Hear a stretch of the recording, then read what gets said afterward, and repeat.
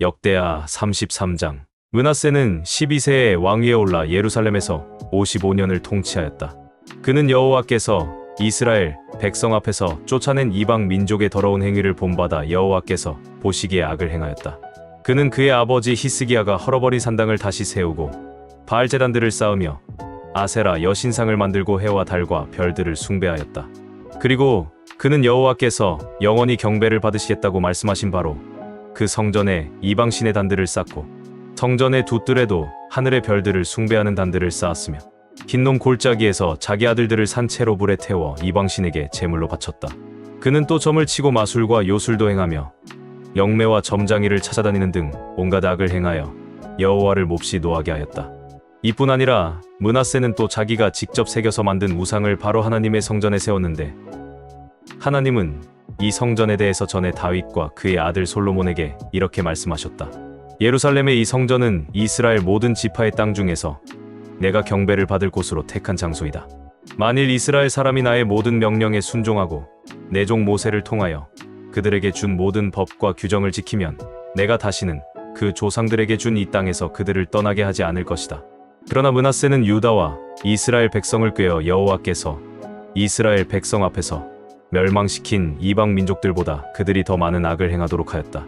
여호와께서는 므낫세와 그 백성들에게 여러 차례 경고하셨으나 그들은 듣지 않았다. 그래서 여호와께서는 아시리아군을 보내 유다를 치게 하셨다. 그들은 므낫세를 생포하여 갈고리로 그의 코를 꿰고 쇠사슬로 묶어 그를 바빌론으로 끌고 갔다. 고통을 당하자 그는 자기 하나님 여호와를 찾고 그 조상의 하나님 여호와 앞에서 완전히 자신을 낮추며 기도하였다.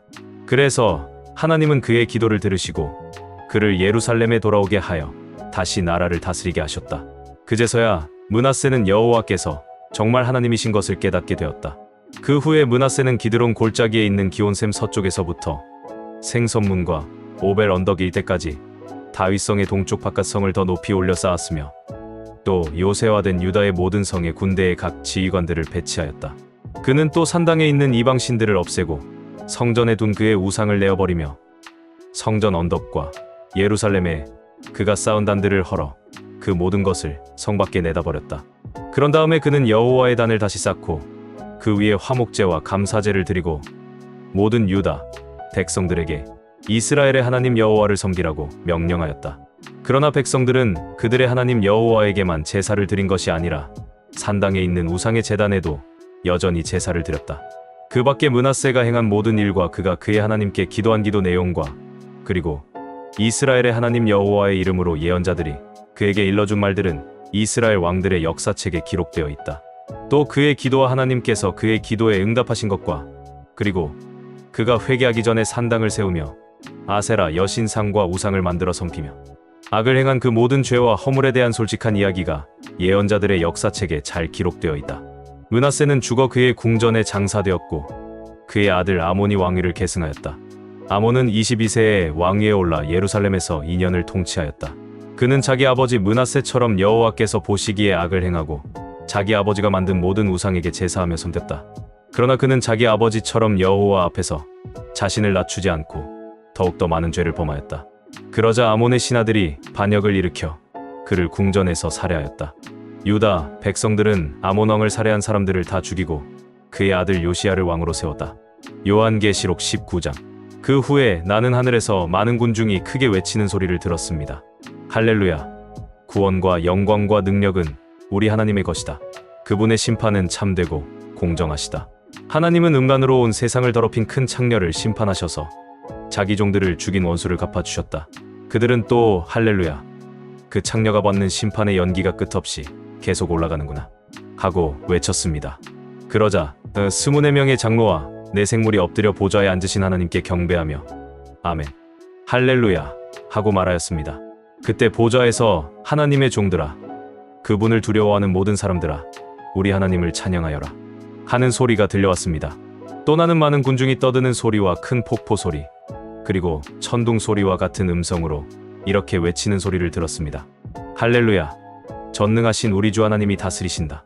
기뻐하고 즐거워하며 하나님께 영광을 돌리자. 어린 양의 결혼날이 왔다. 신부는 몸단장을 마치고 빛나고 깨끗한 모시옷을 받아 입었으니 이 모시옷은 성도들의 의로운 행위다.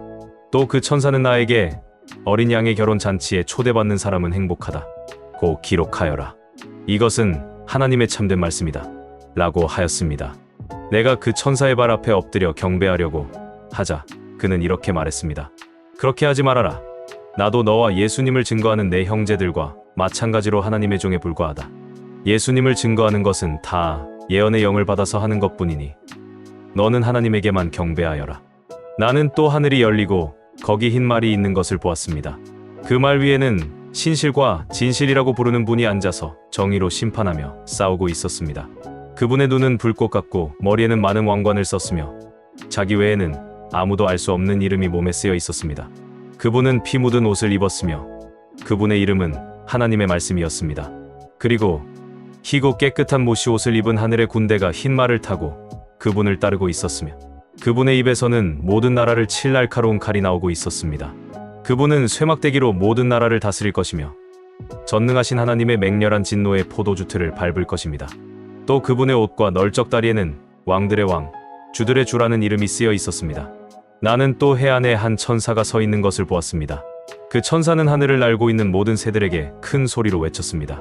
자, 이리 와서 하나님의 큰 잔치에 모여 왕들과 장군들과 장사들과 말들과 그 위에 탄 사람들과 자유인과 종과 높고 낮은 모든 사람의 살을 먹어라. 또 나는 짐승과 세상의 왕들과 그들의 군대가 흰 말을 타신 분과 그의 군대와 맞서 싸우려고 모여 있는 것을 보았습니다. 그러나 짐승과 그를 따르던 거짓 예언자는 함께 잡혀서 산채로 유황이 타는 불못에 던져졌습니다. 그 거짓 예언자는 짐승을 대신해서 기적을 행하여 짐승의 표를 받은 사람들과 그의 우상을 경배하던 사람들을 유혹하던 자였습니다. 그리고 남은 사람들은 흰 말을 타신 분의 입에서 나오는 칼에 죽었습니다. 그러자 모든 새들이 그들의 시체로 배를 채웠습니다. 말라기 1장. 이것은 여호와께서 말라기를 통해 이스라엘 백성에게 주신 말씀이다. 여호와께서 너희에게 내가 너희를 사랑하였다 하고 말씀하시는데도 너희는 주께서 어떻게 우리를 사랑하셨습니까? 하고 묻고 있다. 그러므로 여호와께서 말씀하신다. 에서는 야곱의 형이 아니냐? 그러나 내가 야곱은 사랑하였고 에서는 미워하여 그의 산들을 황폐하게 하였으며 유산으로 물려받은 그 땅을 광야의 들짐승에게 주었다. 에돔이 비록 우리 성들이 파괴되었으나 폐허가 된 곳을 우리가 다시 재건할 것이다 하고 말하지만 전능하신 여호와께서는 이렇게 말씀하신다. 그들이 건설할지라도 나는 파괴할 것이다. 사람들은 그들의 땅을 악의 고장이라 부를 것이며 그들을 영원히 여호와의 진노를 받는 백성이라 부를 것이다. 그리고 너희는 그것을 목격하고 여호와께서는 이스라엘 지역 밖에서까지 위대하시다 하고 말할 것이다. 전능하신 여호와께서 너희 제사장들에게 말씀하신다.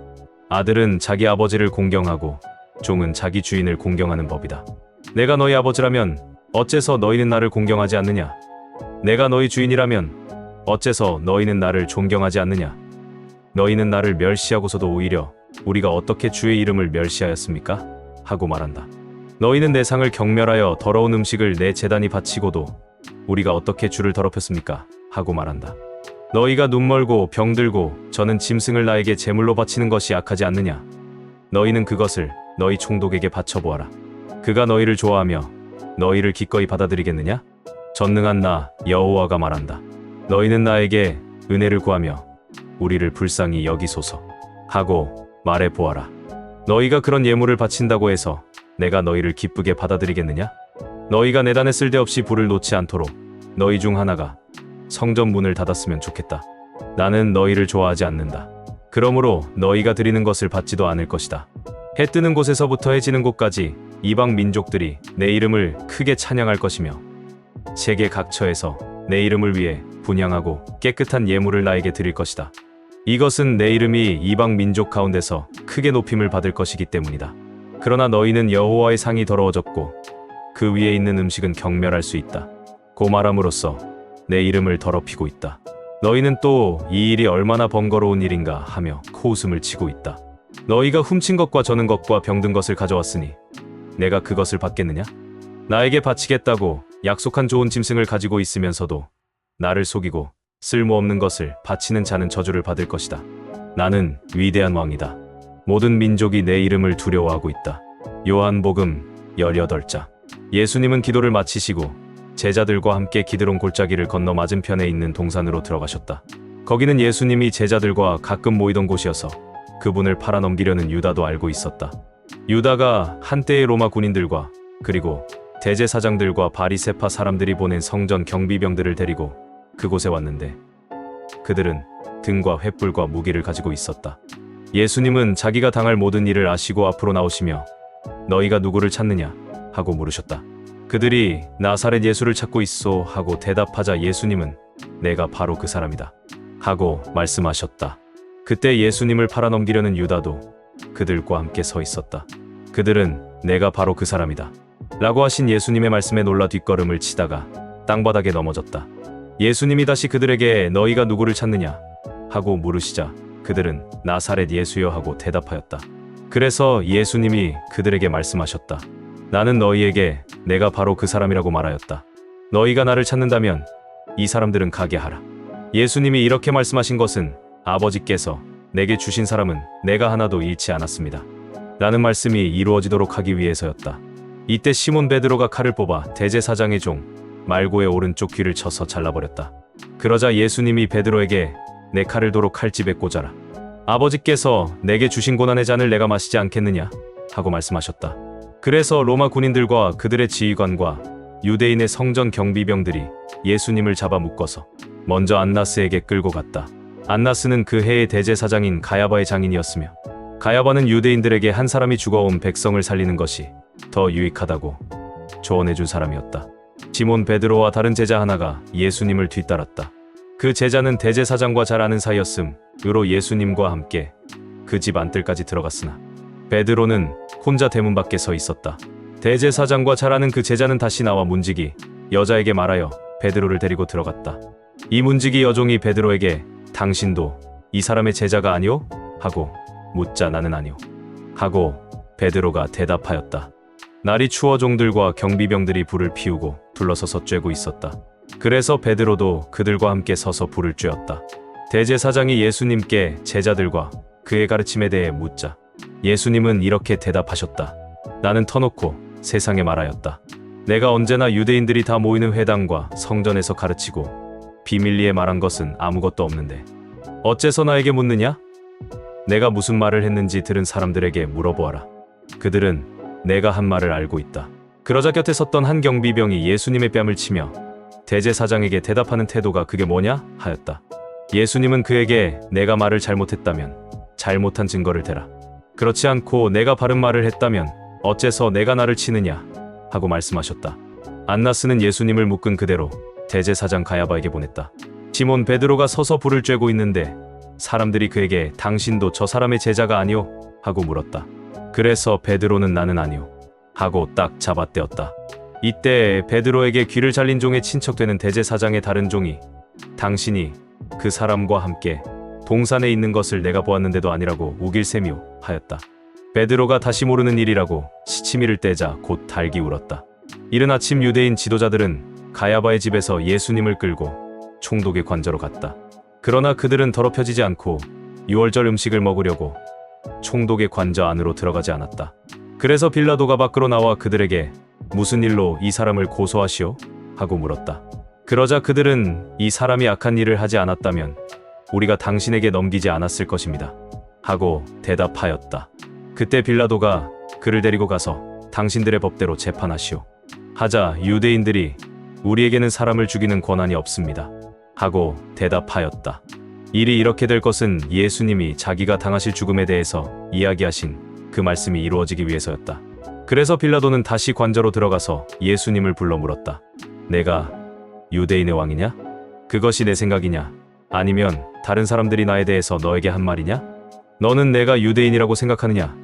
내 동족과 대제사장들이 너를 나에게 넘겼다. 도대체 내가 무슨 짓을 했느냐? 내 나라는 이 세상에 속하지 않았다. 만일 내 나라가 이 세상에 속했다면 내 종들이 싸워 내가 유대인들에게 넘어가지 않게 했을 것이다. 그러나 내 나라는 이 세상에 속한 것이 아니다. 그렇다면 내가 왕이란 말이냐? 그렇다. 내 말대로 나는 왕이다.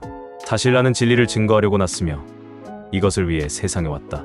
누구든지 진리의 편에 선 사람은 내 말을 듣는다. 그때 빌라도는 진리가 무엇이냐? 하였다. 그리고서 그는 다시 밖으로 나가서 유대인들에게 말하였다. 나는 그에게서 아무 죄도 찾지 못하였소. 6월절이 되면 내가 여러분에게 죄수 하나를 석방하는 전례가 있는데 여러분은 내가 유대인의 왕을 놓아 주기를 원하시오? 그러자 그들은 큰 소리로 그 사람이 아닙니다. 바라바를 놓아 주십시오 하고 외쳤다. 바라바는 강도였다.